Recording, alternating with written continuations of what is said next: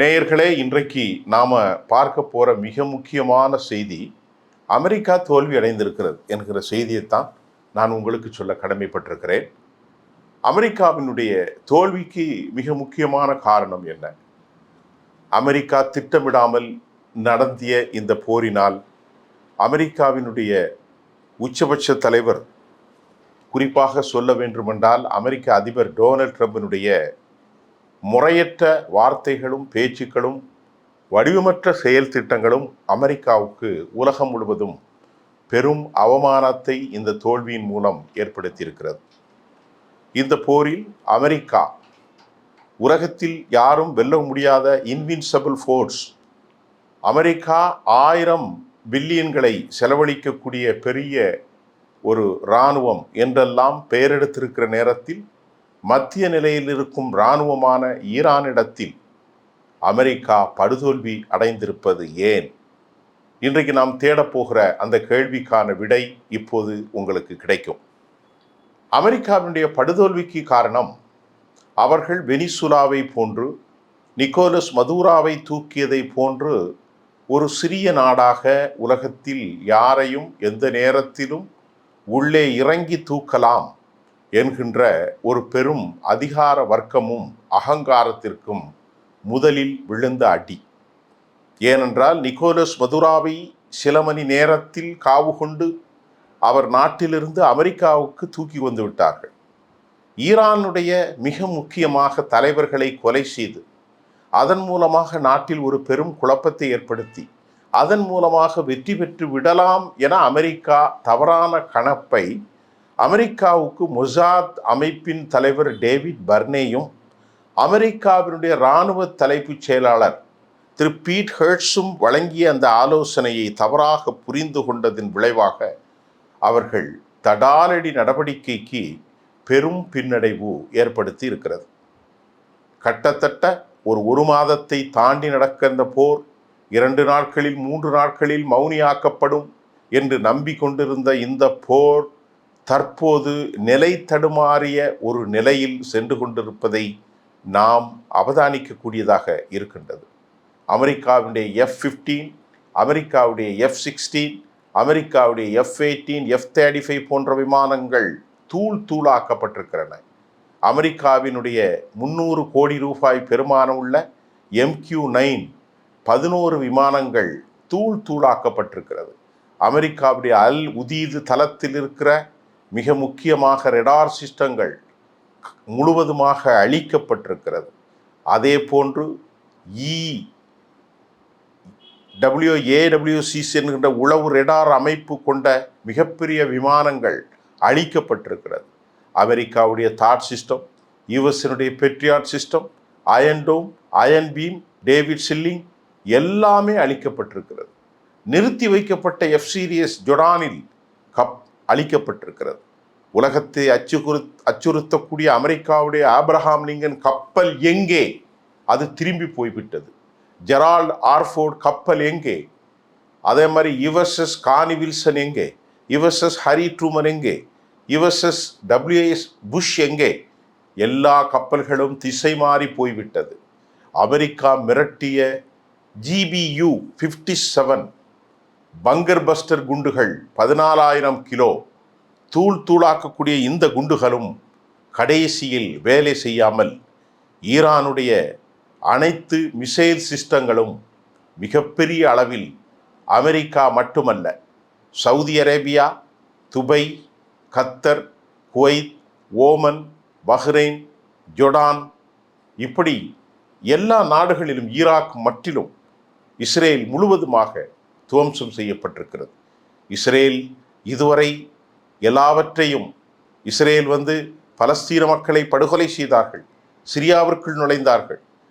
அமெரிக்காவினுடைய ஆதரவின் வளையத்தில் ஒட்டுமொத்தமாக அந்த பிரதேசத்தை காவு கொண்ட the great Israel, God promised land என்றெல்லாம் சொல்லிக் கொண்டிருந்த நேரத்தில் அவர்கள் படுதோல்வியை அடைந்திருப்பதையும் இப்போது பார்க்கலாம்.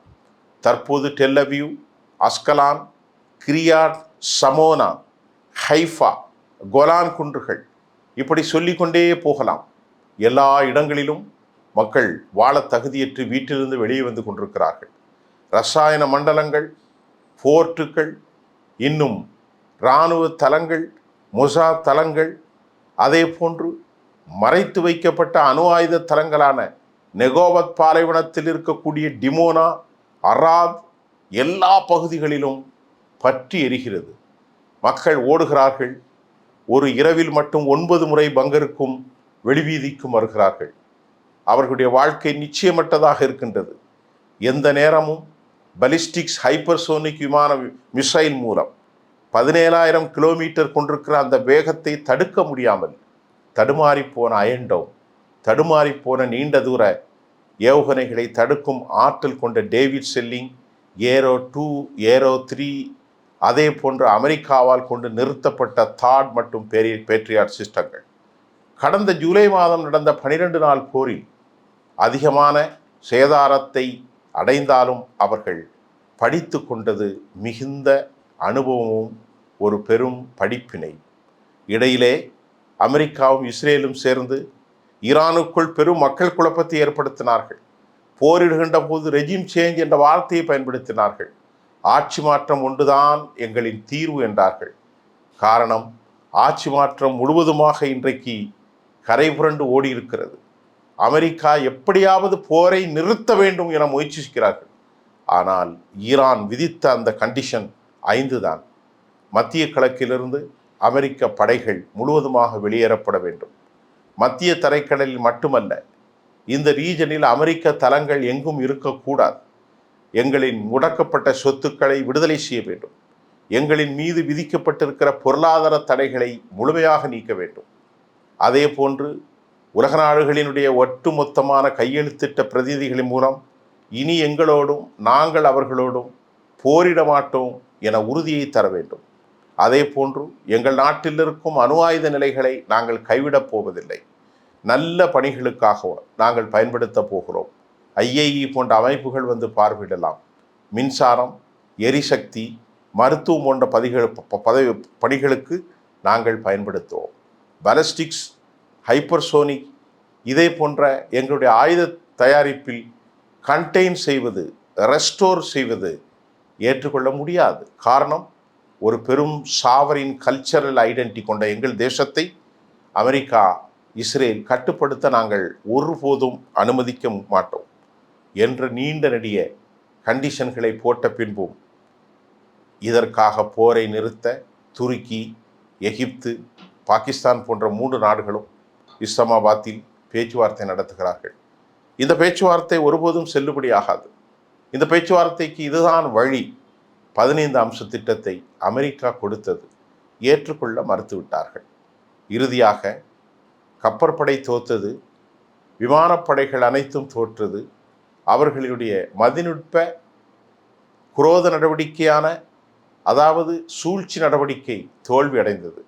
இறுதியாக அமெரிக்கா ஒன்றை சொன்னது, நாங்கள் மிகப்பெரிய ஃபோர்ஸ் வைத்திருக்கிறோம், டெல்டா ஃபோர்ஸ், அதை கொண்டு இறக்கப் போகிறோம். 10,000 படை வீரர்கள் உள்ளே நுழைந்தால் உங்கள் நாடு இருக்கிற இடம் தெரியாது என்று மிரட்டினார்கள். அந்த மிரட்டலை மனதில் வைத்து கொண்ட ஈரான், நாங்கள் 10 லட்சம் போராளிகளை வைத்திருக்கிறோம். 10 லட்சம் அல்ல, ஈரானில் இருக்கக்கூடிய IRGC, பஸ்ஸி படைகள், அரச படைகள், அதே போன்று ஆக்சிஸ் படைகள், ஈராக்கில் இருக்கக்கூடிய ஹத்தாபி ஹிஸ்புல்லா, அதே போன்று SCP என்று சொல்லக்கூடிய மற்றொரு IS இஸ்லாமிக் அமைப்புக்கு மாற்றாக வைக்கக்கூடிய ஒரு படை, அதே போன்று சிரியாவில் ஏராளமான படைகள், லெபனானில் இருக்கிற ஹிஸ்புல்லாக்கள், பலஸ்தீனத்தில் இருக்கும் ஹமாஸ், எல்லாவற்றையும் விட ஹவுதிகள் ஏமனில் இருந்து, செங்கடல் பிராந்தியம், பர்ஷியன் வளைகுடா, எல்லா இடங்களிலும் நாங்கள் கடல் கன்னிவெடிகளை, இதே போன்று எங்களுடைய ப்ராக்சிஸ்களையும் வைத்திருக்கிறோம். பெர்ஷியன் வளைகுடாவை விட்டு ஓடிவிடுங்கள். ஹெர்மூஸில் நீங்கள் நுழைந்து விட முடியாது. கர்கில் நீங்கள் இறங்கிவிட முடியாது. இத்தனை படைகளை வைத்து கர்கில் அவர்கள் இறங்குவதற்கு முயற்சி செய்தார்கள். அதுவும் நடக்கவில்லை. அதே போன்று கஷீம் தீவுகளிலே இறங்க முயற்சித்தார்கள். அதே போன்று அபு மூசா தீவுகளில் இறங்க முயற்சித்தார்கள். எல்லாம் தோல்வி கண்ட நிலையில் இப்போது அவர்கள் எல்லாவற்றையும் தரைப்படை, அதாவது தரைப்படை, ஆகாயப்படை, கப்பற்படை, நவீன ஆயுதங்கள், அதே போன்று பல பில்லியன் கோடி டாலர்களை முதல் 11 நாளில் 11,294 ஏவுகணைகள், அதாவது அவர்களுக்கு வீசியதன் விளைவு தடுப்பு அணைகளின் மூலம் 26 பில்லியன், ஒட்டுமொத்த ஒரு மாதத்திற்கு பல 100 பில்லியன், 20 லட்சம் கோடி 25 லட்சம் கோடி ரூபாயை அவர்கள் இதுவரை இழந்திருக்கிறார்கள். இந்த இழப்பீட்டை சரி செய்ய எப்படி அவர்களால் முடியும்? அவர்கள் நாட்டில் மிகப்பெரிய ரெசஷன், விலையேற்றம் வந்துவிட்டது. உலகமே ஒரு பொருளாதார மந்த நிலை.